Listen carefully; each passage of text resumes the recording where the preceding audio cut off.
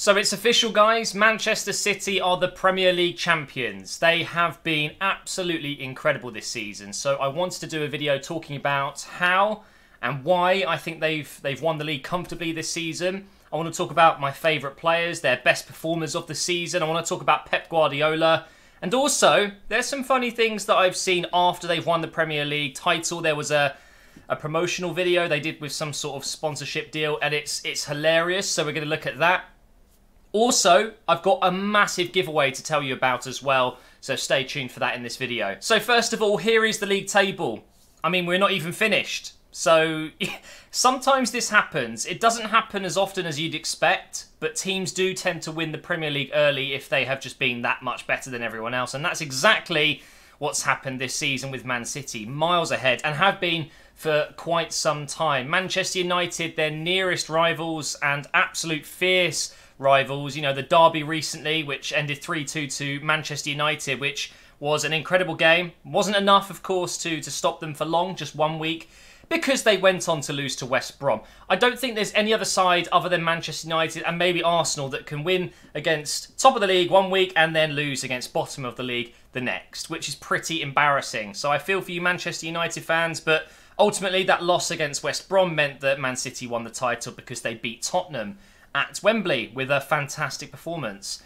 But part of me is a little bit disappointed that Man City weren't able to do it against Man United. It's not very often you see, you know, a title-winning team win the title against their arch rivals. I mean, Arsenal have done it against Tottenham, and I'm sure there are other occasions, but I can't think of any off the top of my head right now. But it wasn't to be, and ultimately it didn't matter because we all knew Man City were going to win the title. So let's talk about this cringy, awful, terrible video that they've released since winning the Premier League. Just keep in mind that they made this probably a couple of weeks back, maybe even a few months ago, knowing full well that they would go on to win the title, but they haven't been able to release it until it was official. Oh, it's so cringy. Enjoy.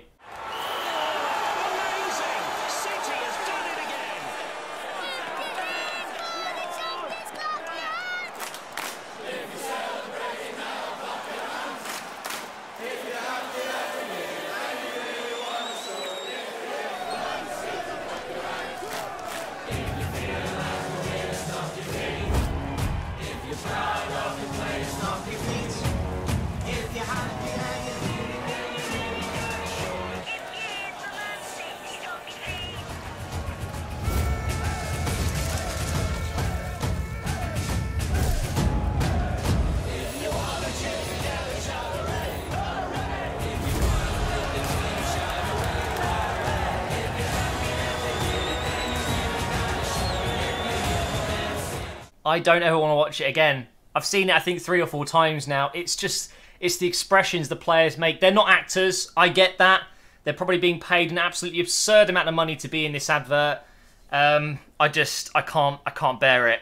Some clubs do some cringy stuff on social media, and some clubs do it really well, and Man City are not one of them. So there was that. Otherwise, I think it's fair to say that they were deserved winners. And let's talk about how and why I think they've managed to do it so well.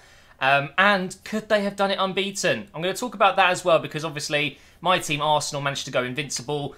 And everyone was saying, you know, a couple of games into the season that Man City were definitely en route to repeating the Invincibles, the Arsenal season back then. You know, going the full length of the season without losing a single game. Everyone said it was possible. There was a lot of doubters, including myself. But once they kind of got on a roll, you know, to 15, 16 games, I was getting a little bit nervous because they weren't just winning these games. They were demolishing people, absolutely slaughtering them. And it did genuinely look like... It looked a bit like Bayern in the Bundesliga, just comfortably breezing through everyone. But ultimately, they were not able to do it. Thank you to Liverpool. And Liverpool turned out to be a bit of a bogey side for Man City this season, didn't they? So they weren't able to go unbeaten, but I think they could have. They really could have. Their team is that much stronger and that much better than everyone else in the league.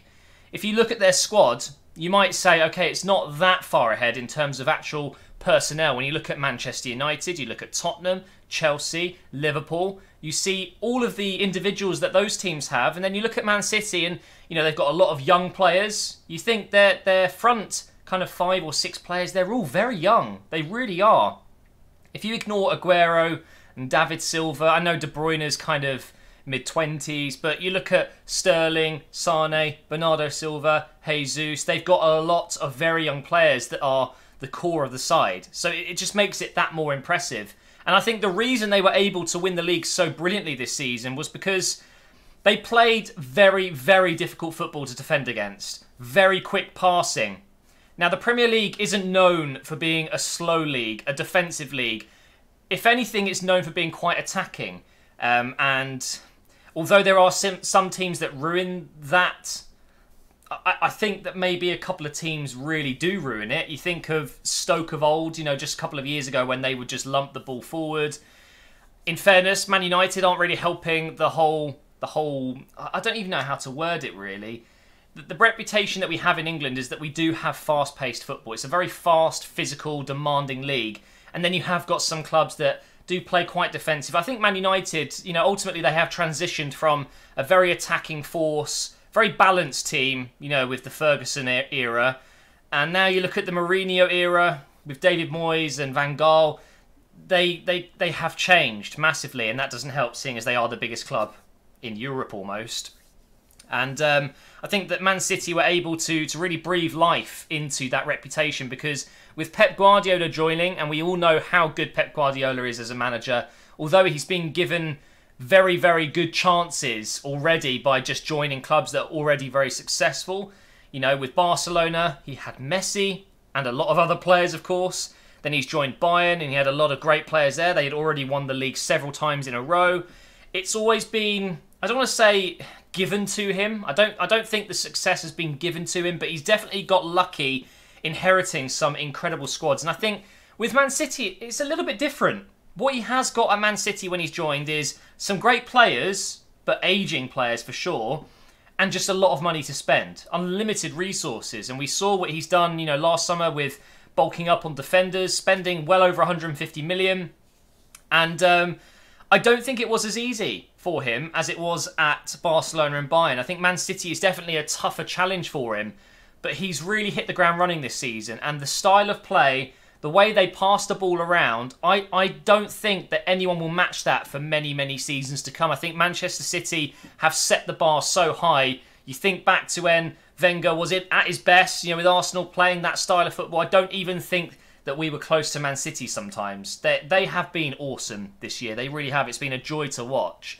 And now I wanted to talk about the top 3 players I think that have performed for Man City. I might even have to go top 5, because the top 3 kind of write themselves, don't they? So I've got my whiteboard. We're going to start, let's do number 5. I think, yeah, we'll do our top 5 players. We're going to go from back to front.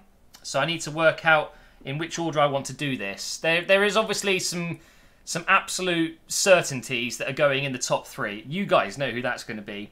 I think at number 5 I'm going to go with this guy. Let's write him down. I won't misspell anything in this episode today. I'm going to go with Otamendi as their 5th best player this season. With Kompany being injured, with Mangala being loaned out, it was vital that Otamendi stepped up, because although they've signed Laporte in the January transfer window, you know, they heavily relied on John Stones, who, let's be honest, has been a bit inconsistent. Otamendi stepped up to the plate. He's been incredible. At number 4, I'm going to go with Sane. I think you know who the top 3 are going to be. Remember how young he is? Okay, Sane is one of the youngest players in the team, yet one of the best. And that speaks volumes for how good their squad is. They really have the potential to be, well, some of these young players will be the best in the world. There's no doubt about it, and Sane is definitely one of them. At number 3, we are going to go with, I think I'm going to go with the other side, so you guys probably know who that's going to be. Really excited to see how he gets on in the World Cup this summer. And that is going to be, of course, Sterling. Don't need to say too much about him. I think he's improved his game tremendously, including his finishing, which is still not great. We've seen him miss some big chances, especially in that United match the other week. If he can improve even more on his finishing, he will be one of the best wingers in the world. He already is one of the best dribblers, one of the best passers, I would say. He makes really intelligent runs. He's been involved a lot with City, and I think he's one of the reasons they've been so good. Up next, we're going to go with... My pen is running out of ink. That's really annoying, of course, as I start recording. We're going to go with David Silva, not Bernardo Silva. I think he's been decent, but David Silva, obviously, is the best. I might as well go ahead and write the top player now. So there you go. There's the top 5 players of the season for me, for Man City. David Silva, I think, could easily be joint top with De Bruyne. I think he's gone a little bit unnoticed because De Bruyne's been so good. Quick mention to Salah, by the way. It looks like he probably will be winning the PFA Player of the Year, but I think De Bruyne should be up there for sure. David Silva is reborn in this City side. You know, playing a bit more of a central role. He used to play quite a lot on the left, a lot behind the striker.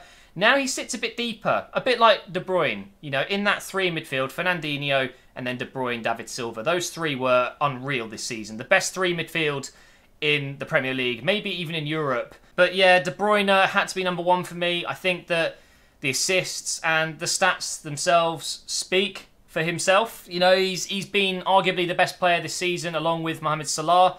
I think they're both going to be very, very close to winning the title of PFA Player of the Year. I think Salah will just edge it because, you know, he's got the 30-plus goals. I'm so impressed with Man City and Guardiola. Apparently he's been handed 200 million for the summer, so you can expect to see a lot of money being spent on more players. I mean, how do you even improve this squad? What would you do? I think, you know, there are a couple of players that could be on their way out. They still have quite a few aging players. Right now, I'm going to talk about this giveaway, which is huge, guys. So if you, like I was a couple of years ago, not really into the gaming PC zone, you know, the whole world of PC gaming, and you didn't really know where to begin, this is perfect for you. So I'm going to be giving away a computer made by PC Specialist in partnership with eBuyer, Nvidia. They've built an absolutely amazing machine for just £600. So I'm going to put it up on the screen right now so you can see the specs. It runs all your latest titles, especially the esports titles, you know, your CSGO, League of Legends. You've got Fortnite that runs really well on it as well, PUBG. Any game you throw at it, it will do just fine. And for such a low price, you'd be mad not to try and get yourself one.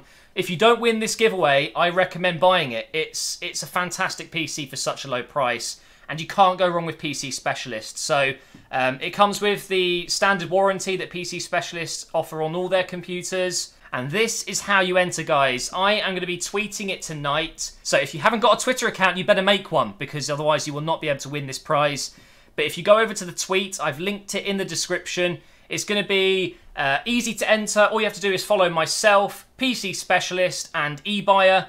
And if you follow all 3 of us, you've been entered. It's as simple as that. And on Friday this week, I will be drawing a random winner and sending you the PC. And it comes ready built, guys. You literally switch it on, download the updates, and you're ready to go. So make sure you enter. A massive thank you to Nvidia, PC Specialist, and eBuyer for allowing me to give one of these away. Thank you for watching, guys. Well done to Man City on winning the Premier League, and I will see you next time.